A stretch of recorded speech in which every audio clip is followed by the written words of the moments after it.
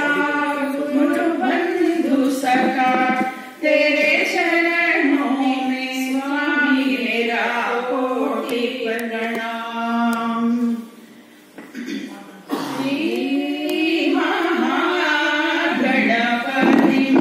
भजेऽहं, श्री महागणपतिं भजेऽहं, श्रीमहात्मजं षण्मुखाग्रजम्, श्रीमहागणपतिं भजेऽहम्।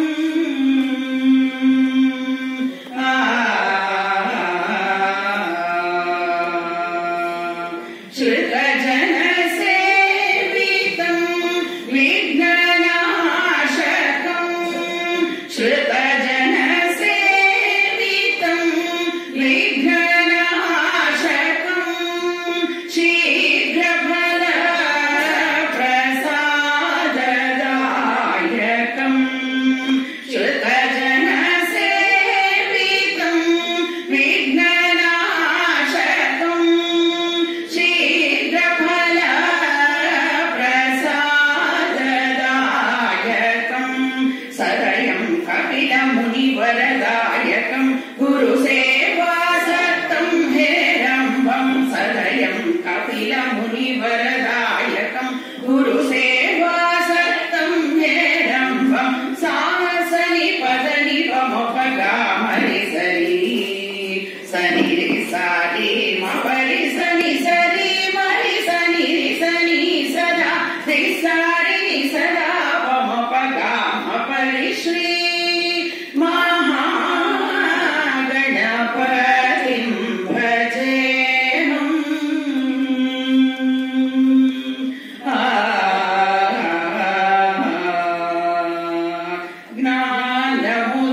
ज्ञानमुद्रालङ्कृतं मूलाधारनिवासिनं,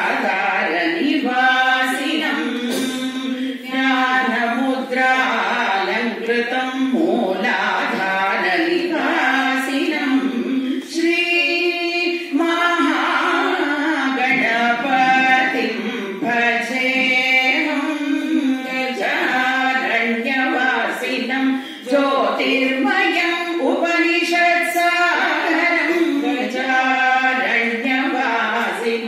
ज्योतिर्मयम् उपनिषत्सारं, पञ्चभूतात्मकं सिन्धूरप्रियं पञ्चमातङ्गमुखं, पञ्चभूतात्मिकं सिन्धूरप्रियं पञ्चमातङ्गमुखं, श्री महागणपतिं भजेऽहं।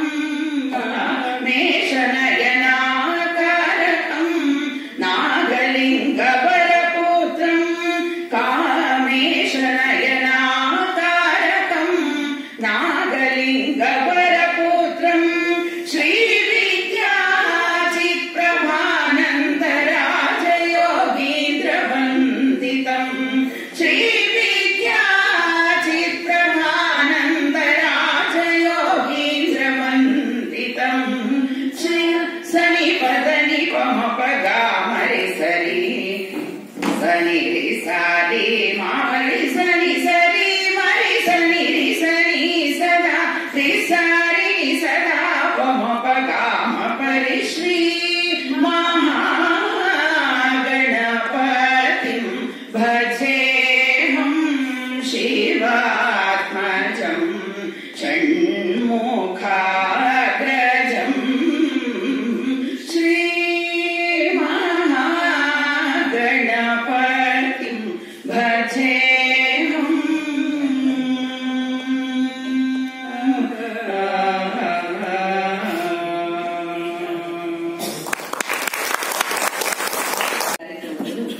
ಅವರು ಉಪಯುಕ್ತ ಮಾಹಿತಿಗಳನ್ನ ನಮ್ಮ ಮುಂದೆ ತೆರೆದಿರ್ತಾ ಇದ್ದಾರೆ.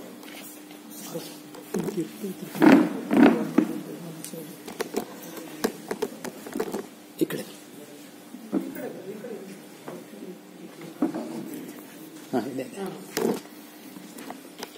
ಎಲ್ಲರಿಗೂ ನಮಸ್ಕಾರ. ಭೂಮಿ ತುಂಬಾ ಬಿಸಿ ಆಗ್ತಾ ಇದೆ. ಅದಕ್ಕೆ ಅಂದ್ರೆ ಬೆಂಗಳೂರು ತುಂಬಾ ಚಳಿ ಇದೆ ಸದ್ಯಕ್ಕೆ. ಆದ್ರೆ ಗಮನಿಸ್ಬೇಕು ನೀವು, ಚಳಿಗಾಲದಲ್ಲಿ ಪ್ರತಿ ವರ್ಷ ಯಾವ ತರ ಚಳಿ ಆಗುತ್ತಾ, ಈ ಸರಿ ಇನ್ನೂ ಆ ತರ ಚಳಿ ಬರಲೇ ಇಲ್ಲ. 20 ಡಿಗ್ರಿಗಿಂತ ಕಡಿಮೆ ಆಗ್ಲೇ ಇಲ್ಲ. ಪ್ರತಿ ಸತಿ 15-14 ಹೋಗ್ತಾ ಇತ್ತು, ಆದ್ರೆ ಈ ಸರಿ 20ಗಿಂತ ಕಡಿಮೆ ಆಗ್ಲೇ ಇಲ್ಲ. ಈ ತರ ಭೂಮಿ ಬಿಸಿ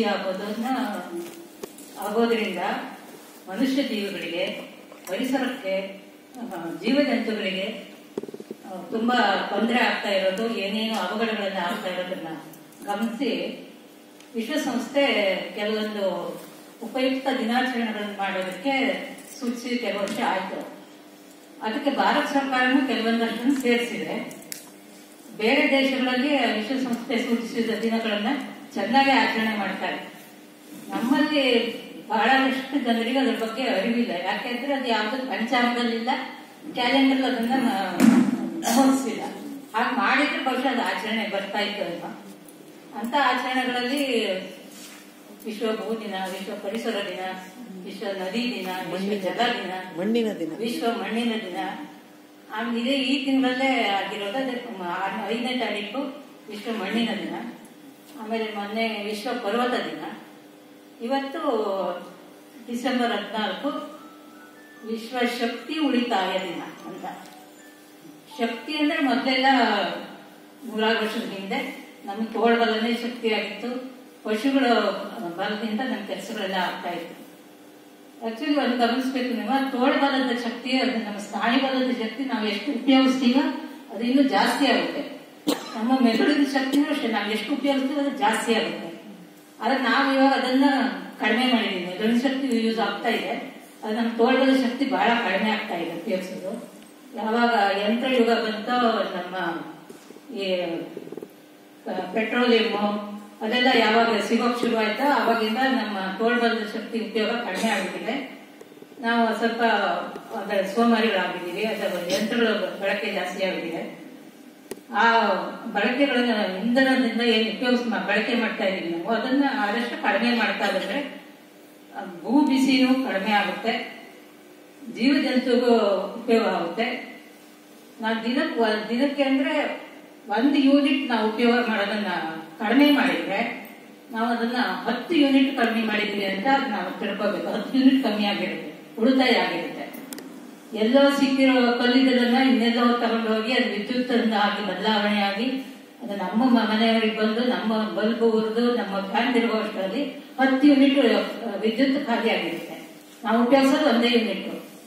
ಹಾಗಾಗಿ ನಾವು 1 ಯೂನಿಟ್ ಉಳಿತಾಯ ಮಾಡಿದ್ರೆ ನಾವು 10 ಯೂನಿಟ್ ಉಳಿತಾಯ ಮಾಡಿದಷ್ಟು ಆಗಿರುತ್ತೆ. ಅದ್ರ ಬಗ್ಗೆ ಸ್ವಲ್ಪ ನಾವು ಯೋಚನೆ ಮಾಡೋಣ. ಎಲ್ಲರಿಗೂ ನಮಸ್ಕಾರ.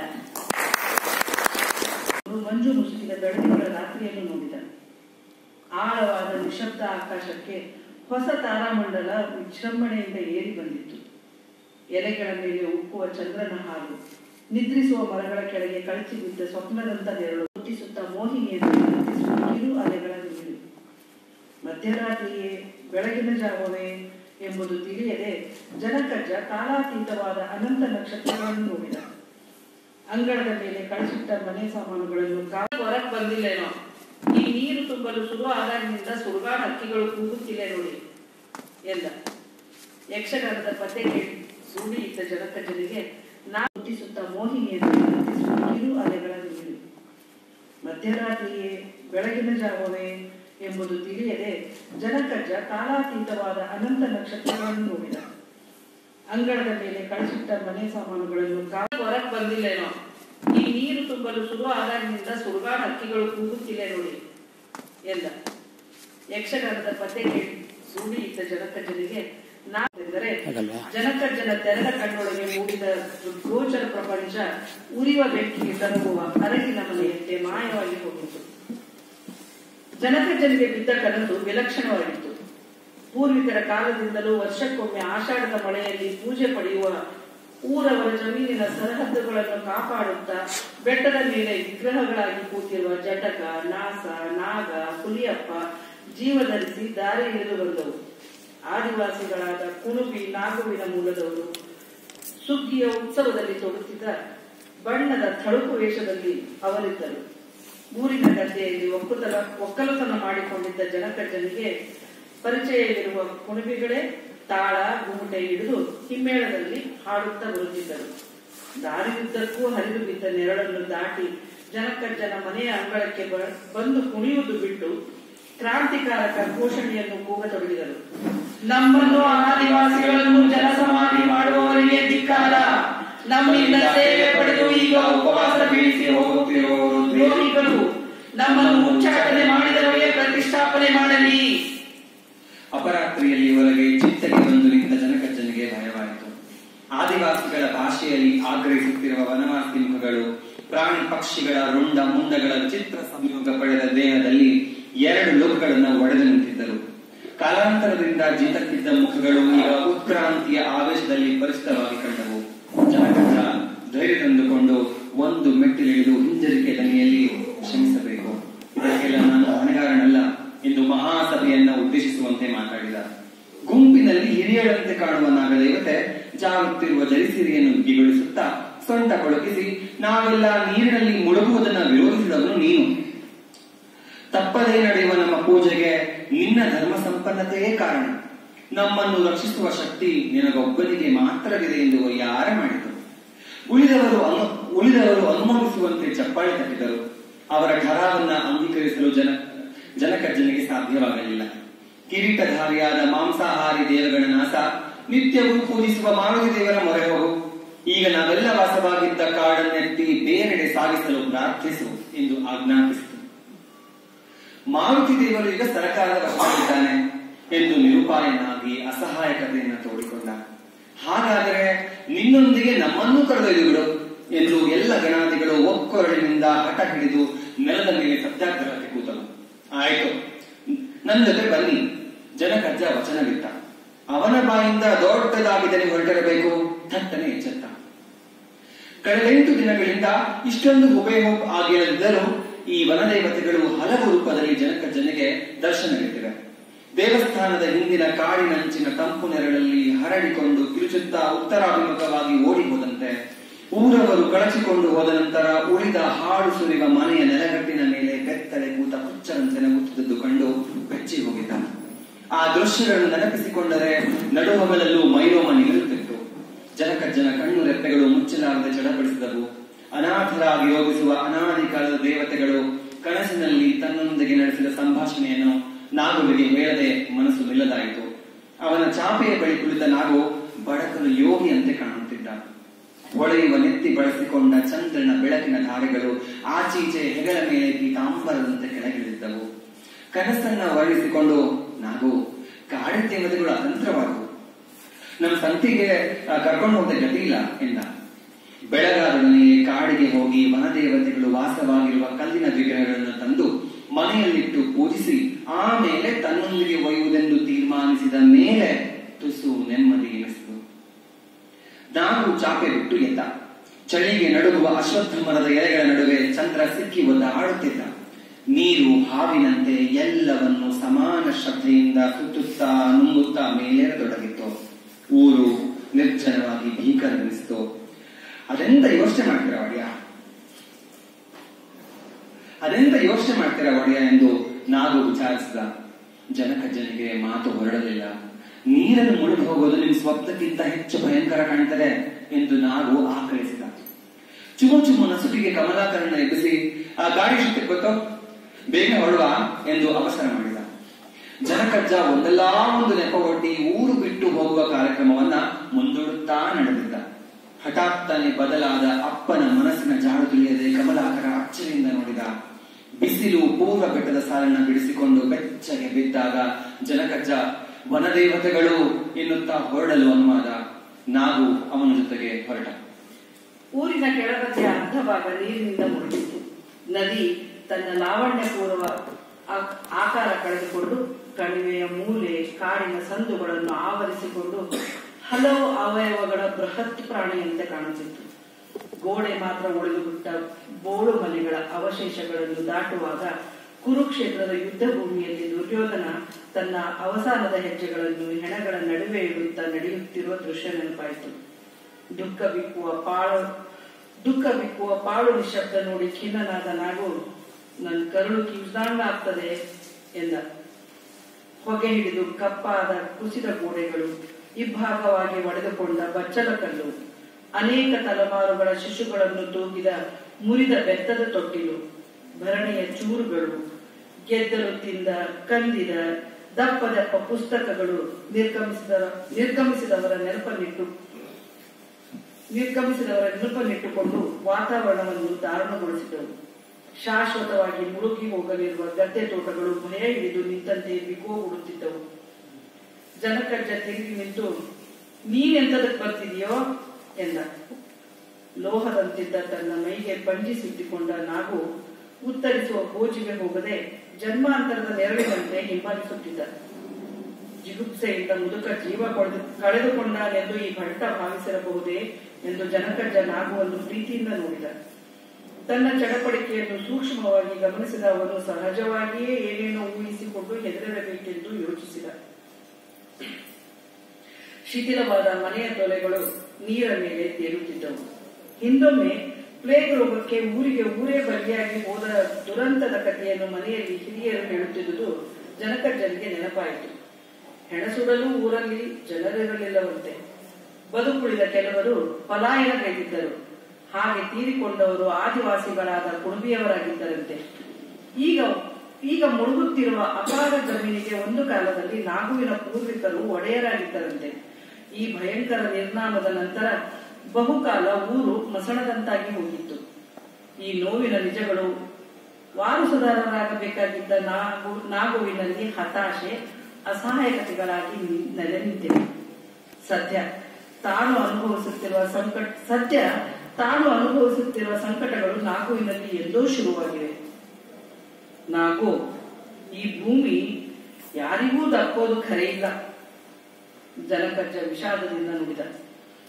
ಗತಕಾಲದ ಅವಘಡಗಳ ಪ್ರತೀಕದಂತಿರುವ ನಾಗುನ ತಾಂಬೂಲ ತುಟಿಯ ಮೇಲೆ, ಆಲದೆಲೆಯ ಮೇಲೆ ತೇಲುತ್ತಿರುವ ಪ್ರಳಯ ಕೃಷ್ಣನ ಮಂದಹಾಸ ಮುಕ್ತ. ಹೀಗೆ ಪಾಳು ಬಿದ್ದ ಊರಿಗೆ ಪರಸ್ಥಳದಿಂದ ಹಲವು ಕುಟುಂಬಗಳು ವಲಸೆ ಬಂದವಂತೆ. ಈ ಆಕ್ರಮಣಕ್ಕೆ ಸತ್ಯಸಾಕ್ಷಿಗಳಾಗಿ ಜನಕಜ್ಜನಿಗೆ ತಾಲೂಕು ಕಚೇರಿಯ ಗಣತಿ ಪುಸ್ತಕದಲ್ಲಿ ಮೂಲ ನಿವಾಸಿಗಳ ಹೆಸರು ದಾಖಲಾಗಿರುವುದು ಪತ್ತೆಯಾಗಿತ್ತು.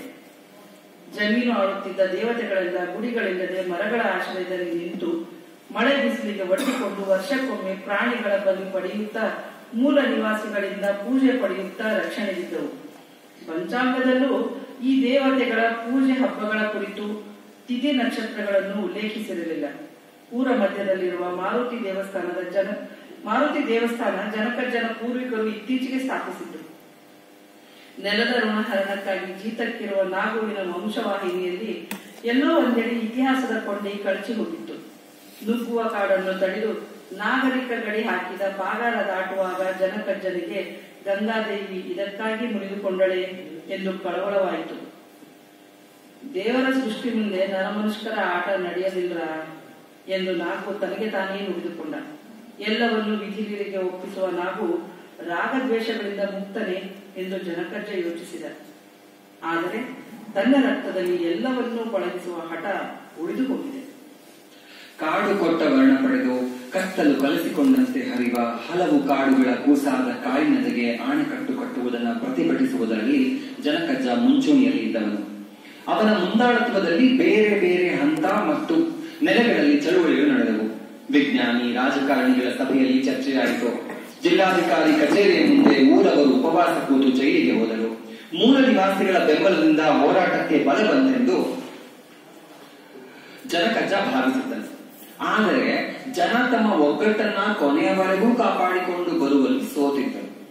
ಸರ್ಕಾರದವರಿಂದ ಒಡ್ಡಿನ ಸರ್ವೆ ನಡೆಯಿತು. ಬೃಹತ್ ಶಿಲೆಗಳನ್ನ ಸ್ಫೋಟಿಸುವ, ಬೆಟ್ಟಗಳ ನಡುವೆ ಅಡ್ಡಗೋಡೆ ಕಟ್ಟುವ ಕೆಲಸದಲ್ಲಿ ಸಹಸ್ರಾರು ಹಸ್ತಗಳು ಜತೆಗೂಡಿದವು. ತಮ್ಮ ತಮ್ಮ ಜಮೀನುಗಳಿಗೆ ಸಿಗುವ ಧನದ ಮೊತ್ತದ ಲೆಕ್ಕಾಚಾರದಲ್ಲೇ ಜನ ನಿರತರಾಗಿದ್ದರು. ಅವರ ಜೀವಮಾನದಲ್ಲಿ ಅಷ್ಟೊಂದು ಹಣವನ್ನ ಕಾಣಲು ಸಾಧ್ಯವಿರಲಿಲ್ಲ. ಅವರಿಗೆ ತಮ್ಮ ಆಸ್ತಿಗೆ ಹೆಚ್ಚು ಬೆಲೆ ಪಡೆಯಲು ಪೈಪೋಟಿ ನಡೆಯಿತು. ಪುನಃ ಸರ್ವೆ ಮಾಡಿಸಿ ಬೆಲೆ ಹೆಚ್ಚಿಸಿಕೊಡಲು ಮಧ್ಯವರ್ತಿ ಲಾಭಗೋರರು ಹುಟ್ಟಿಕೊಂಡರು. ಜನಕಜ್ಜ ನಾಗುವಿನಂಥವರು ಆತ್ಮಘಾತುಕ ಕೃತ್ಯಗಳಲ್ಲಿ ದನಿಯಿಲ್ಲದ ದಿನರಾಗಿ ಹೋದರು. ಕಾಡಿನ ತಪ್ಪಲಿಂದ ತುಸು ಎತ್ತರದ ದಿಬ್ಬದ ಮೇಲೆ ಅಶೋಕ ವೃಕ್ಷಗಳ ಆಶ್ರಯದಲ್ಲಿ ವನದೇವತೆಗಳ ಮೇಳವಿತ್ತು. ವಾರ್ಷಿಕ ಪೂಜೆಯ ದಿನದಂದು ಊರವರು ತಮ್ಮ ದ್ವೇಷಾಸೂಯೆಗಳನ್ನ ಮರೆತು ಸಾಮೂಹಿಕ ಪ್ರಾರ್ಥನೆ ಮಾಡುತ್ತಿದ್ದರು. ವಿಗ್ರಹಗಳಿಗೆ ಬೆಣ್ಣೆಯ ಕಣ್ಣುಗಳನ್ನ ಮೆತ್ತಿ ಅವುಗಳೊಳಗೆ ಆರತಿಯ ಬೆಳಕ ಹೊಳೆಹರಿಸಿ ಜೀವ ಬೆಳೆಸುತ್ತಿದ್ದರು. ಹಗಲು ಕಲ್ಲಿನಲ್ಲಿ ಐಕ್ಯವಾಗುತ್ತಿದ್ದ ದೇವತೆಗಳು ರಾತ್ರಿಯ ಆದೊಡನೆ ಜಮೀನು ಕಾವಲಿಗೆ ಸಂಚಾರ ಹೊರಡುತ್ತಿದ್ದವು. ಜನಕಜ್ಜ ಹಿಂತಿರುಗಿ ನೋಡಿದ. ಅವನ ನೋಟಕ್ಕೆ ಇಡೀ ಊರಿನ ವಿಹಂಗಮ ನೋಟ ದಕ್ಕಿತು. ಬೆಳಕು ಶುಭ್ರವಾಗಿತ್ತು. ಕಾಡು ನೀರವವಾಗಿದ್ದರೂ ಉಲ್ಲಾಸದಿಂದ ಮಿಡಿಯುತ್ತಿತ್ತು. ಇಬ್ಬನಿಯಿಂದ ಒತ್ತೆಯಾದ ಎಳೆ ಹುಲ್ಲಿಗೆ ಪಾದ ಉಜ್ಜುತ್ತಾ ನಾವು ದೇವರ ತಂಟೆಗೆ ಹೋಗ್ಬೇಡಿ, ಅವು ಇಲ್ಲೇ ಇರಲಿ, ಬೇಕಾದ್ರೆ ಶಾಂತಿ ಮಾಡಿಸಿ ಎಂದ. ಬೆಳಗಿನ ಜಾವದ ಕನಸು ನೆನಪಾಗಿ ನಾವು ಮಾಡಿದ ನಿವೇದನೆ ಕೇಳಿ ಜನಕಜ್ಜ ಅಡಿಯಾಣಾದ. ತನ್ನ ಸಂಕಲ್ಪಕ್ಕೆ ಅಲೌಕಿಕ ಸೂಚನೆ ದೊರೆಯಬಹುದು, ಅಶರೀರವಾಣಿಯ ಸಂದೇಶ ಬರಬಹುದು ಎಂದು ಕಾಯುತ್ತಾ ಮೌನದಲ್ಲಿ ಕ್ಷಣ ಹೊತ್ತು ಲೀನನಾದ. ವನದೇವತೆಗಳ ಮನೆಯತ್ತ ಯಾರೋ ನಡೆದಂತೆ ಹೆಜ್ಜೆ ಸಪ್ಪಳವಾಯಿತು. ಜನಕಜ್ಜ ಕಣ್ಣೊಳಗೆ ಜೀವನಿಟ್ಟು ನೋಡಿದ. ಗಿಡದ ಮರೆಯಲ್ಲಿ ಮಿಸುಕಾಡುವ ಆಕೃತಿ ನಿಧಾನವಾಗಿ ಹುಲಿಯಾಗಿ ಪ್ರತ್ಯಕ್ಷವಾಯಿತು. ವನದೇವತೆಯ ಸಾಕ್ಷಾತ್ ಸವಾರಿಯಂತಿರುವ ಆ ಭವ್ಯ ಜೀವ ಜನಕಜ್ಜನನ್ನ ನೋಡಿ ತನ್ನ ಕರ್ತವ್ಯವನ್ನ ಜಾಗೃತಗೊಳಿಸಿಕೊಂಡು ಎದ್ದು ನಿಂತು ಘನತೆಯಿಂದ ನೋಡಿ ರಾಜಧೀವಿಯಲ್ಲಿ ಗಣದೇವತೆಗಳನ್ನ ಕಾಯುವಂತೆ ಸುತ್ತತೊಡಗಿತು. ಅರಿವಿಲ್ಲದೆ ನಾಗುವಿನ ನಡುಗುವ ಹಸ್ತಗಳು ಭಯ ಭಕ್ತಿಯ ಪರವಶತೆಯಲ್ಲಿ ಜೋಡಿಯಾದವು. ನಾಗುವಿನ ಯಾಚನೆಯ ಭಂಗಿ ನೋಡಿ ಆ ಭೀಕರ ಸೌಂದರ್ಯ ಅನುಗ್ರಹಿಸುವಂತೆ ಕಾಲ್ನೀಡಿ ಕುಳಿತು. ಈ ಅಪೂರ್ವ ಮುಖಾಮುಖಿಯಿಂದ ಅಮೂಲ್ಯವಾದದ್ದೇನೋ ಹೊಳೆದಂತಾಗಿ ಜನಕಜ್ಜ ವಿಸ್ಮಯಪಟ್ಟ. ಇನ್ನು ಸಾಕು ಒಡೆಯ, ಬಲಿ. ನಾಗುವಿನ ನಮ್ರ ಲಗಾಮಿಗೆ ತಲೆ ಒಪ್ಪಿಸಿ ಜನಕಜ್ಜ ನಡೆಯತೊಡಗಿದ. ಆಗ ಅವರು ಹಿಡಿದ ದಾರಿ ಮಾರುತಿ ದೇವಸ್ಥಾನವನ್ನ ತಲುಪುತ್ತದೆ. ಮಾರುತಿ ತನ್ನ ಮನೆತನದ ದೇವರೆಂದು ಪೂಜಿಸುತ್ತಾ ಪಾಲಿಸುತ್ತಾ ಬಂದ ಜನಕಜ್ಜ ಸಂಕಟಕ್ಕೀಡಾಗಿದ್ದನು. ಮಾರುತಿಯ ಅಪಾರ ಮಹಿಮೆಗೆ ಒಲಿದ ಜನರ ಭಕ್ತಿಯಿಂದಾಗಿ ದೇವರು ಇಡೀ ಊರಿಗೆ ಸೇರಿದ ಸಾಮೂಹಿಕ ಆಸ್ತಿ ಎಂಬ ಭಾವನೆ ಉಂಟಾಯಿತು. ಭಕ್ತರೆಲ್ಲ ಸೇರಿ ವಂತಿಗೆ ಸಂಗ್ರಹಿಸಿ ದೇವರಿಗೆ ಪ್ರತ್ಯೇಕ ದೇವಸ್ಥಾನವನ್ನು ಕಟ್ಟಿದರು. ಉತ್ಸವಕ್ಕಾಗಿ ಮರದ ರಥವೊಂದನ್ನು ತಯಾರಿಸಿಕೊಟ್ಟರು. ಜನಕಜ್ಜನ ಮನೆಯ ದೇವರ ಪೀಠದಲ್ಲಿದ್ದ ಮಾರುತಿಯ ಲೋಹದ ವಿಗ್ರಹ ವಿದ್ಯುಕ್ತವಾಗಿ ಹೊಸ ದೇವಳಕ್ಕೆ ವರ್ಗಾಯಿಸಲ್ಪಟ್ಟಿತು. ತನ್ನ ಕುಟುಂಬದ ಖಾಸಗಿ ಆಸ್ತಿಯಂತಿದ್ದ ದೇವರನ್ನು ಸಾರ್ವಜನಿಕ ಸ್ವತ್ತಾಗಿ ಪರಿವರ್ತಿಸಲು ಜನಕಜ್ಜನಿಗೆ ಖೇದವೆನಿಸಿತು. ದೇವರು ತನ್ನ ಆಧೀನದಲ್ಲಿರಬೇಕೆಂಬ ಹಕ್ಕನ್ನು ಸ್ಥಾಪಿಸಲು ಮುಂದಾದರು. ಒಮ್ಮೆ ಜಾತ್ರೆಯ ಸಮಯ. ಜನಕಜ್ಜನ ಮನೆಗೆ ಸೂತಕ ಬಂದು ರಥೋತ್ಸವ ನಿಲ್ಲುವ ಪ್ರಸಂಗ ಬಂತು. ಊರವರು ಉತ್ಸವ ನಡೆಸಲು ಹಠ ಹಿಡಿದರು. ಸೂತಕನ ಮೈಲಿಗೆಯಲ್ಲಿ ಉತ್ಸವ ನಡೆಯುವುದಕ್ಕೆ ನಾನು ಬಿಡೋದಿಲ್ಲ ಎಂದು ಜನಕಜ್ಜ ಪಟ್ಟು ಹಿಡಿದ. ಶಿವಯ್ಯ ಕುಣಬಿಯವರನ್ನು ಎತ್ತಿ ಕಟ್ಟಿದ.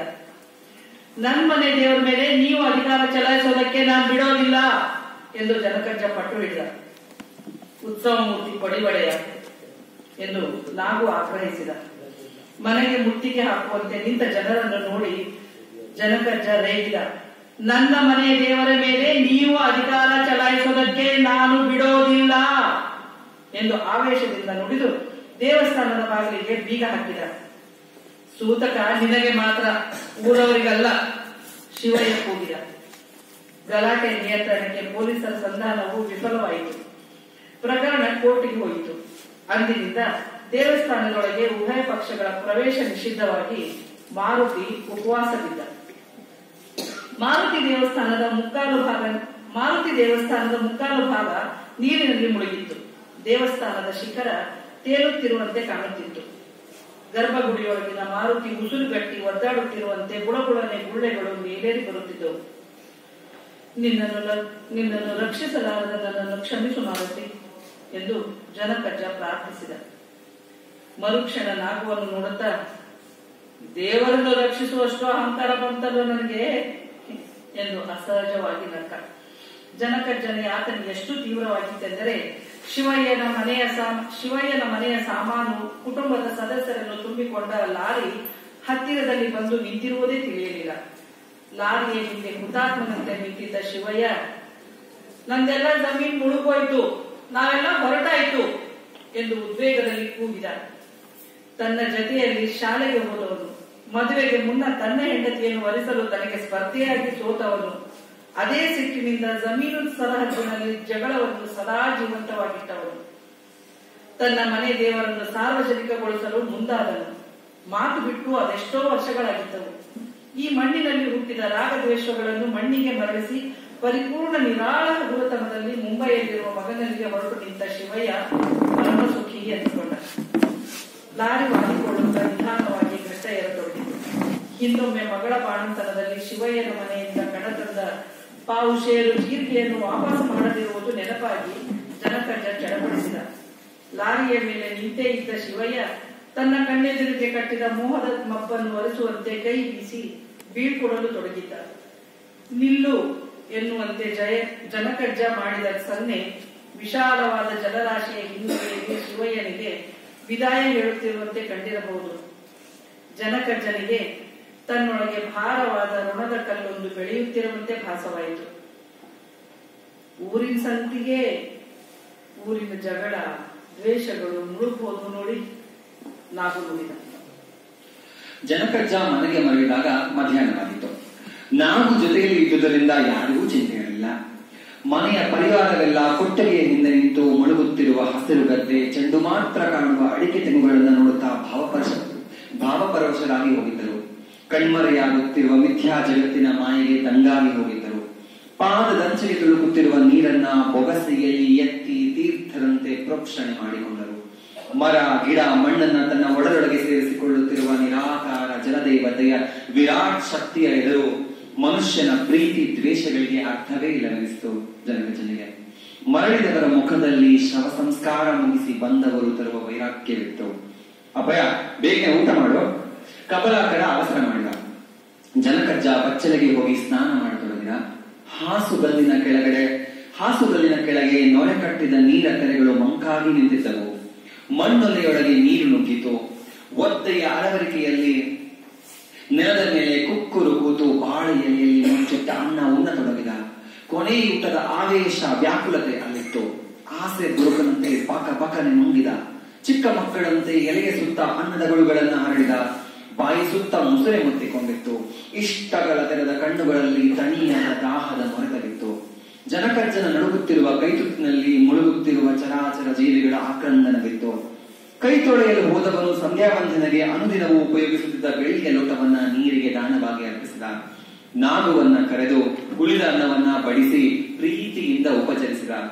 ತವರನ್ನ ಕೊನೆಯ ಸಲ ನೋಡಲು ಬಂದ ಮಗಳು, ಅವಳ ಮಕ್ಕಳು, ಸೊಸೆ ಕೊರಳು ಬಿಗಿದುಕೊಂಡು ಜನಕಜ್ಜನಿಗೆ ಬಾಗಿ ನಮಸ್ಕರಿಸಿ ಆಶೀರ್ವಾದ ಪಡೆದುಕೊಂಡರು. ಇತ್ತ ಜನಕಜ್ಜ ತೊರೆದು ಹೋಗಲಿರುವ ಭೂಮಿ, ದೇವರ ಬಗ್ಗೆ ಕಳವಳ ಪಡುತ್ತಿದ್ದರೆ ಅತ್ತ ಕಮಲಾಕರ ಖಾಕಿ ಬಟ್ಟೆಯ ಫಾರೆಸ್ಟರ್ನಿಗೆ ಚಹಾ ಕೊಟ್ಟು ಮನೆಯ ಮರದ ಪೀಠೋಪಕರಣಗಳೊಂದಿಗೆ ಗುಪ್ತವಾಗಿ ಸಾಗವಾನಿ ಕಟ್ಟಿಗೆಯನ್ನ ಅಕ್ರಮ ಸಾಗಿಸಲು ಯೋಜನೆ ಹಾಕಿಕೊಳ್ಳತೊಡಗಿದ್ದ. ಫಾರೆಸ್ಟರ್ನೊಂದಿಗೆ ಗಾಳಿ ತುಂಬಿದ ಟೈರ್ನ ಒಳ ಟ್ಯೂಬ್ ಅನ್ನ ಬಗಲಿಗೆ ತೂಗು ಹಾಕಿಕೊಂಡು ಇಬ್ಬರು ನಿಂತಿದ್ದರು.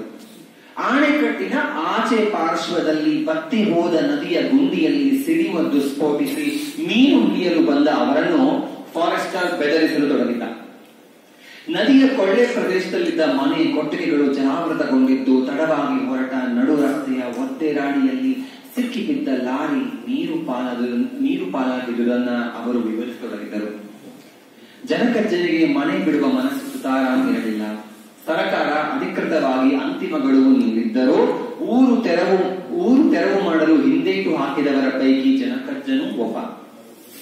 ಕಳೆದ 2 ವರ್ಷಗಳಿಂದ ಇಂತಹ ಆಜ್ಞೆಗಳ ವದಂತಿಗಳು ಹಬ್ಬುತ್ತಲೇ ಇವೆ. ಈ ವರ್ಷವೂ ಹೀಗೆಯೇ ಎಂದು ಜನಕಜ್ಜ ಲೆಕ್ಕ ಹಾಕಿ ಮುಂಬರುವ ಮಳೆಗಾಲದ ಪೂರ್ವ ಸಿದ್ಧತೆಗೆ ತೊಡಗಿದ್ದನು. ಕಾಡಿನಿಂದ ಉರುವಲು ಕಟ್ಟಿಗೆ ತರಿಸಿ ಕೊಟ್ಟಿಗೆ ಹೊದಿಕೆ ಮುಗಿಸಿ ವ್ಯವಸ್ಥೆ ಕೂಡ ಮಾಡಿಕೊಂಡಿದ್ದನು. ಆದರೆ ಅವನ ಎಣಿಕೆ ತಪ್ಪಿತ್ತು. ಸಾಮಾನು ಸಾಗಿಸುವ ಲಾರಿ ಬಂದು ನಿಂತಿತು. ಅಪಾರ ಜಲರಾಶಿಯ ಎದುರು ಅದೊಂದು ಕ್ಷುದ್ರ ಜಂತುವಿನಂತೆ ಕಾಣುತ್ತದೆ. ಜನಕಜ್ಜನಿಗೆ ಎಲ್ಲವೂ ಅಪರಕ್ರಿಯೆಯಾಗಿ ಕಾಣತೊಡಗಿದವು. ಉಳಿದವರಿಗೆ ಭರ್ಜರಿ ದೊರೆತ ಪರಿಹಾರದ ಹಣ, ಹಲವು ಕನಸಿನ ದಾರಿಗಳನ್ನು ನಿರಂಬಳವಾಗಿ ತೆರೆಯುತ್ತಿರುವಾಗ ಜನಕಜ್ಜ ಮಣ್ಣಿಗಾಗಿ ರೋಧಿಸುತ್ತಿದ್ದ. ಕುಟುಂಬದ ಸಕಲರು ಲಾರಿಯಲ್ಲಿದ್ದರು. ಕಣ್ತಪ್ಪಿ ಉಳಿದು ಹೋಗಿರಬಹುದಾದ ಸಾಮಾನುಗಳನ್ನು ನೋಡಿಕೊಂಡು ಬರಲು ಕಮಲಾಕರ ಮನೆಯನ್ನೊಮ್ಮೆ ಪ್ರದಕ್ಷಿಣೆ ಹಾಕಿ ಬಂದ. ಬಾನಿಗೆ ಬಾಯಿ ತೆರೆದ ಕುಸಿದ ಗೋಡೆಗಳ ಶೂನ್ಯದಲ್ಲಿ ಜನಕಜ್ಜ ದಿಗ್ಮೂಢನಾಗಿ ನಿಂತೇ ಇದ್ದ. ಕಮಲಾಕರ ಅವನ ಕೈ ಹಿಡಿದು ಕರೆ ತಂದು ಲಾರಿಯ ಕ್ಯಾಬಿನಿನಲ್ಲಿ ಕೂರಿಸಿದ. ಲಾರಿ ಚಲಿಸತೊಡಗಿತು. ಆ ಊರಿನಿಂದ ಹೊರಟ ಕಟ್ಟ ಕೊನೆಯ ಕುಟುಂಬವಾಗಿತ್ತು ಅದು.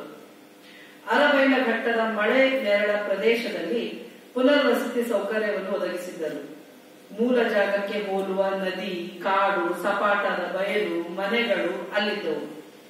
ಮೂಲ ಊರಿನಲ್ಲಿದ್ದ ಶಾಲೆ, ಅದರ ಮಾಸ್ತರು, ಪೋಸ್ಟ್ ಆಫೀಸ್ ಮತ್ತು ರನ್ನರ್ ಯಥಾವತ್ತಾಗಿ ವರ್ಗವಾಗಿ ಬಂದಿದ್ದರು.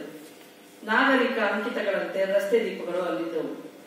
ಏಕರೂಪದ ಮನೆಗಳಲ್ಲಿ ತಂಗಿದ್ದ ಜನರು ಗಂಟು ಮೂಟೆ ಬಿಚ್ಚದೆ ಯಾವುದೋ ಅವ್ಯಕ್ತ ಕರೆಗೆ ಕಾಯುತ್ತಿರುವಂತೆ ನಿದ್ದೆಗೆ ತೂಕಡಿಸುತ್ತಿದ್ದರು. ಅವರಿಗೆ ಪ್ರಾಪ್ತವಾದ ಹೊಸ ವಿಳಾಸ, ದಾರಿ, ಕ್ಷಿತಿಜ, ಅಂತರಿಕ್ಷಗಳಿಗೆ ಹೊಂದಿಕೊಳ್ಳಲಾಗದೆ ಜೀವನ ಅಸ್ತವ್ಯಸ್ತವಾಗಿತ್ತು. ಹಲವರು ಹಣದ ಮೂಟೆ ಹೊತ್ತು ನಗರ ಸೇರಿದ್ದರು. ಇಲ್ಲಿ ಉಳಿದ ಜೀವಗಳಿಗೆ ಚರಿತ್ರ, ಉದ್ಯೋಗ, ವ್ಯವಸಾಯ, ನೆನಪುಗಳ ಸಂಪರ್ಕವಿಲ್ಲದೆ ಶೂನ್ಯ ಗುರುತ್ವದ ವಿಚಿತ್ರ ಗ್ರಹದಲ್ಲಿ ತೂಕವಿಲ್ಲದೆ ನಡೆದಾಡತೊಡಗಿದರು. ಕರ್ಮಕಾಂಡವಿಲ್ಲದ ಜೀವನ ಅಸಹನೀಯವಾಗಿ ಬೇಸರವಾಗಿ ಹೋಯಿತು. ಸುಖ ದುಃಖಗಳ ಸಂತೆ ಇರದ ಅಸಂಗತ ದೈನಿಕದಲ್ಲಿ ಎಲ್ಲವನ್ನೂ ದುಡ್ಡಿನ ಜಾದುವಿನಿಂದ ಸೃಷ್ಟಿಸುವ ಸಿದ್ಧ ಜಗತ್ತಿನ ಬಾಗಿಲು ತೆರೆದುಕೊಂಡಿತು. ಹಠಾತ್ತನೆ ಮುಗಿದ ದಾರಿಗಳಂತೆ ಸಂಬಂಧಗಳು ನಿಂತು ಹೋಗಿದ್ದವು. ಇದೇ ದೇಹದಲ್ಲಿ ಈ ಕ್ಷಣದ ಮಣ್ಣಿನಲ್ಲಿ ಪುನರ್ಜನ್ಮ ಸಾಧ್ಯವೆಂಬ ರಹಸ್ಯ ಸತ್ಯವನ್ನ ಅರಿತವನಂತೆ ಜನಕಜ್ಜ ಊರಿಗೆ ಹೊಸ ಜೀವದ ಬೆಳಕು ಮೂಡಿಸಲು ಕಂಕಣಬದ್ಧನಾದ. ದೇವರಿಲ್ಲದಂತಹ ಜಾಗಕ್ಕೆ ಭಕ್ತಿಯ ಮಳೆ ಸುರಿಸೆಂದು ಆಕಾಶಕ್ಕೆ ಕೈ ಮುಗಿದು ಬೇಡಿಕೊಂಡ. ಇಲ್ಲಿಗೆ ಬಂದಾಗಿನಿಂದ ಕಪಾಟಿನ ಮೇಲೆ ನಿಂತು ಬಿಟ್ಟ ಗಡಿಯಾರಕ್ಕೆ ಕೀಲಿಕೊಟ್ಟು ಮನೆಯೊಳಗೆ ಕಾಲ ಚಲಿಸುವಂತೆ ಮಾಡಿದ. ಕಾಲಿಗೆ ಕಟ್ಟಿದ ದಾರ ಎಳೆಯುತ್ತಾ ಕಂಬನ ಸುತ್ತು ಉಚ್ಚೆಯ ರಾಣಿಯಲ್ಲಿ ಉರುಳಾಡುತ್ತಾ ಪ್ರಾಣಿಯಾಗಿ ಬಿಟ್ಟ ಅಳುವ ಅಂಬೆಗಾಲಿನ ಹಸುಗೂಸನ್ನು ಹೂವಿನಂತೆ ಮೃದುವಾಗಿ ಎತ್ತಿ ಆಡಿಸಿ ಅದರ ಮುಖದಿಂದ ನಗುವೊಂದನ್ನು ಕಿತ್ತು ಅದರ ತಾಯಿಗೆ ನೀಡಿದ. ಮುಳುಗಿ ಹೋದ ಮೂಲ ಮನೆಯ ಹಿತ್ತಲಿಂದ ಆಯ್ದು ತಂದ ತರಕಾರಿ ಸಸಿಗಳನ್ನ ಕೀರಿಯ ಹೆಂಗಸರಿಗೆ ಕೊಟ್ಟು ಅವರಿಗೆಲ್ಲ ತವರಿನ ತಾಯಿಯಂತೆ ಕಂಡ. ಯಾವುದೋ ಅನಾಮಿಕ ದಾರಿ ಹಿಡಿದು ಊರಿಗೆ ಮರಳುವ ಕಾಡಿನಲ್ಲಿ ಕಣ್ಮರೆಯಾದ ದನಗಳನ್ನ ಹುಡುಕಿಕೊಟ್ಟ. ಒಮ್ಮೆ ಅರೆಬೈಲ್ ಘಟ್ಟದ ಹೆದ್ದಾರಿಯಲ್ಲಿ ಕಿತ್ತಳೆ ಹಣ್ಣು ತುಂಬಿದ ಲಾರಿಯೊಂದು ಪಲ್ಟಿಯಾಗಿ ಅದರೊಳಗಿನ ಹಳದಿ ಹಣ್ಣುಗಳು ಇಳಿಜಾರಿನಲ್ಲಿ ಉರುಳಿ ಹೋಗಿ ಪಾಳುಗದ್ದೆಯಲ್ಲಿ ಹರಡಿಕೊಂಡವು. ಜನಕಜ್ಜ ಆ ಹಣ್ಣುಗಳನ್ನ ಆರಿಸಿಕೊಂಡು ಹೋಗಿ ಕೇರಿಯ ಮಕ್ಕಳಿಗೆ ಹಂಚಿದ. ಘಟ್ಟದ ನಡುವೆ ಸರಕು ಹಾಕದ ಲಾರಿಯವರನ್ನ ಮನೆಗೆ ಕರೆದುಕೊಂಡು ಬಂದು ಊಟ ಹಾಕಿ ಕಳಿಸಿದ. ಆದರೆ ಜನರು ನಿದ್ರೆಯಿಂದ ಏಳುವಂತೆ ಕಾಣಲಿಲ್ಲ. ನಾನು ಕೆಲಸ ಹುಡುಕಿಕೊಂಡು ಎಲ್ಲಿಗೋ ಹೊರಟು ಹೋಗಿದ್ದ. ಕಮಲಾಕರ ವಿಕ್ರಯಕ್ಕಿದ್ದ ಜಮೀನನ್ನ ನೋಡಲು ಹೋಗಿದ್ದ.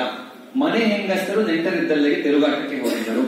ಪುನರ್ವಸತಿ ಕೇಂದ್ರದಲ್ಲಿ ಜನ ಸುಮ್ಮನೆ ಅಂಡಲೇ ಇರಲಾಗಿದ್ದರು. ಈ ನಡುವೆ ಮತ್ತೆ ವನದೇವತೆಗಳು ಜನಕಜ್ಜನ ಕನಸಿನೊಳಗೆ ಬಂದು ಹೋಗತೊಡಗಿದವು. ದೇವತೆಗಳನ್ನ ಭೂಮಿಗಿಳಿಸಿಕೊಂಡು ಪ್ರತಿಷ್ಠಾಪಿಸಬೇಕು. ಮಣ್ಣಿನಲ್ಲಿ ಪ್ರಕೃತಿಯ ಹೆರಿಗೆಯಾಗಿ ಅಂತಃಸತ್ವದ ಬೆಳೆಯಾಗಿ ಹಬ್ಬವಾಗಿ ಪ್ರಕಟವಾಗಬೇಕು. ಮನುಷ್ಯರೊಂದಿಗೆ ದೇವತೆಗಳು ಕನಸಿನ ಆಟವಾಡಿದರೆ ಭೂಮಿ ಅಕ್ಷಯ ಫಲ ನೀಡುತ್ತದೆ. ಈ ಪರಿಯ ನಂಬಿಕೆ ನಾಗುವಿನ ಪೂರ್ವಿಕರಲ್ಲಿ ಇತ್ತೆಂದು ಜನಕಜ್ಜನಿಗೆ ನೆನಪಾಗಿ ರೋಮಾಂಚನವಾಯಿತು. ಇಂಥ ಅಲೌಕಿಕ ಲಹರಿಯಲ್ಲಿದ್ದ ಜನಕಜ್ಜ ಒಮ್ಮೆ ಭೂಮಿಯೊಳಗಿನ ದನಿಯನ್ನು ಆಲಿಸುವಂತೆ ನೆಲದ ಮೇಲೆ ಬೋರಲು ಮಲಗಿದ.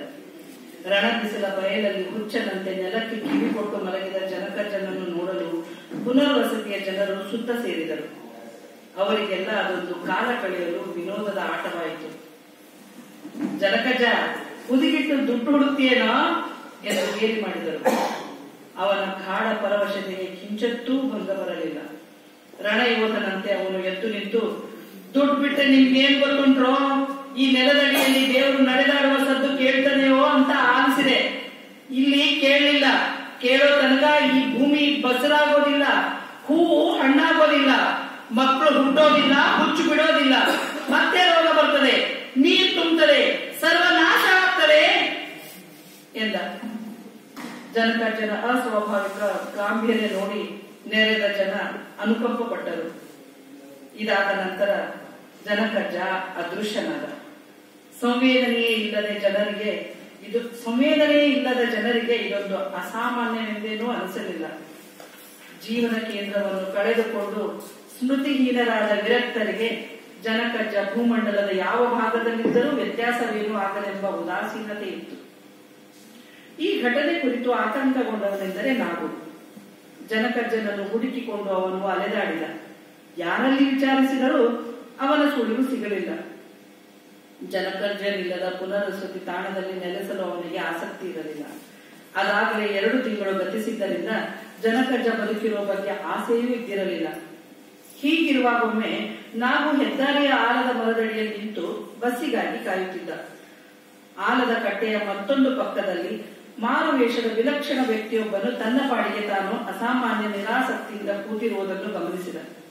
ಆ ವ್ಯಕ್ತಿಯ ಪಕ್ಕ ದತ್ತಾತ್ರೇಯ ದೇವರ ಪಟದಲ್ಲಿರುವಂತಹ ಬಿಳಿ ನಾಯಿಯೊಂದು ಮಲಗಿತ್ತು. ಸುಮಾರು 5 ಅಡಿ ಎತ್ತರದ ಆ ಕೃತಿ ಹೆಣ್ಣು ಗಂಡು ಎಂದು ತಿಳಿಯುತ್ತಿರಲಿಲ್ಲ. ತೊಟ್ಟ ಬಿಗಿ ಬನಿಯನ್ ಮೇಲೆ ಸೀರೆ ಸುತ್ತಿಕೊಂಡಿತ್ತು. ಬೆವರಿದ ಹಣೆಯ ಮೇಲೆ ಪಾವಲಿ ಗಾತ್ರದ ಕುಂಕುಮದ ಬೊಟ್ಟಿತ್ತು. ನೆರೆತ ಕುರುಚಲು ಗಡ್ಡವಿತ್ತು. ಬೆನ್ನಿನ ಮೇಲೆ ಸಂಪಿಗೆ ಹೂ ಮುಡಿದ ಸಣ್ಣ ಜಡೆ ಇತ್ತು. ಅವನ ಕೈಯಲ್ಲಿ ಕೋಳಿಗೆ ಅರಿವೆ ಸುತ್ತಿ ಮಾಡಿದ ಗದೆ ಇತ್ತು. ಕಾಡು ಬಳ್ಳಿಯನ್ನು ಹಾವಿನಂತೆ ಕೊರಳಿಗೆ ಸುತ್ತಿಕೊಂಡಿದ್ದ. ಕುಳಿತ ಕಟ್ಟೆಯ ಮೇಲೆ ಶಂಖವಿತ್ತು. ಆ ವ್ಯಕ್ತಿ ಆಗಾಗ ನೆಲವನ್ನು ಒದೆಯುತ್ತಾ ಆಕಾಶ ನೋಡುತ್ತಾ ಕಾಡಿನ ಮರಗಳೊಂದಿಗೆ ಏನೇನೋ ಮಾತಾಡುತ್ತಿದ್ದ. ಮರುಕ್ಷಣ ಏನೋ ಆಹ್ವಾನಿಯಾದಂತೆ ಆವೇಶದಲ್ಲಿ ಕುಣಿಯುತ್ತಿದ್ದ. ನಾವು ತೀರಾ ಹತ್ತಿರದಲ್ಲಿ ನಿಂತು ಜನಕರ್ಜೋರೆ ಎಂದು ಕರೆದ. ಇನ್ನೊಬ್ಬರ ಅಸ್ತಿತ್ವದ ಅರಿವು ತನಗಿಲ್ಲೆಂಬಂತೆ ಆ ವ್ಯಕ್ತಿ ಕಾಡಿನೊಳಗೆ ನಡೆದ. ನಾವು ಆ ವಿರಾಟ್ ಅವತಾರವನ್ನು ನೋಡುತ್ತಲೇ ಉಳಿದ.